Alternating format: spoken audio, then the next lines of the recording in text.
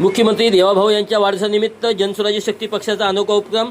पंढरपूरमधील वारकऱ्यांसाठी 1 लाख पाण्याचे बॉटल्स आणि 1 लाख राजगिरा लाडू रवाना। मिरज आषाढी एकादशीच्या पवित्र सोहळ्यासाठी पंढरपूरकडे लाखोच्या संख्येने मार्गस्थ झालेल्या वारकरी भाविकांच्या सेवेसाठी जनसुराज्य शक्ती पक्षाने एक स्तुत्य आणि अनोखा उपक्रम हाती घेतला।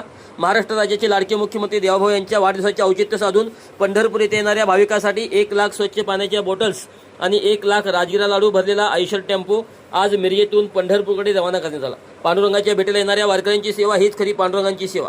हा पवित्र संदेश देत जनसुराज्य शक्ती पक्षाचे महाराष्ट्र प्रदेशाध्यक्ष सुमितदादा कदम यांच्या मार्गदर्शनाखाली या सामाजिक उपक्रमाचे आयोजन करण्यात आले। आज मिरज येथे प्रदेशाध्यक्ष सुमितदादा कदम यांच्या हस्ते या मदत साहित्याचे भरलेला आयशर टेम्पोचे भाविक वातावरणात पूजन करण्यात आले व त्याला पंढरपूरकडे हिरवा झेंडा दाखवून रवाना करण्यात आले। आषाढी वारीच्या काळात भाविकांची पाण्यासाठी व फराळासाठी गैरसोय होऊ नये या उद्देशाने हा अनोखा सेवायज्ञ राबवला जात आहे। या प्रसंगी जनसुराज्य शक्ती पक्षाचे सांगली जिल्हाध्यक्ष आनंद सागर पुजारी, शहर जिल्हाध्यक्ष डॉक्टर पंकज म्हेत्रे, अप्पा पुजारी, अरविंद पाटील, पवन बंगले, विशाल पडळकर, मोहसिन जमादार, शहराध्यक्ष योगेश दरवंदर, प्रनिल पाटील, कीर्तिकुमार सावलवाडे, माणिक तोडकर, पवन बंगाले, गिरीश नलवडे, मोहन पाटील, विकी गोसावी, धनराज ताटे, उमेश आवटी, शुभम वाघमारे, ओंकार जाधव, सुशांत काळे, शिवाजी पहाडिक, नानासाहेब घोरपडे, मनोज पाटील यांच्यासह पक्षाचे प्रमुख पदाधिकारी, कार्यकर्ते आणि नागरिक मोठ्या संख्येने उपस्थित होते।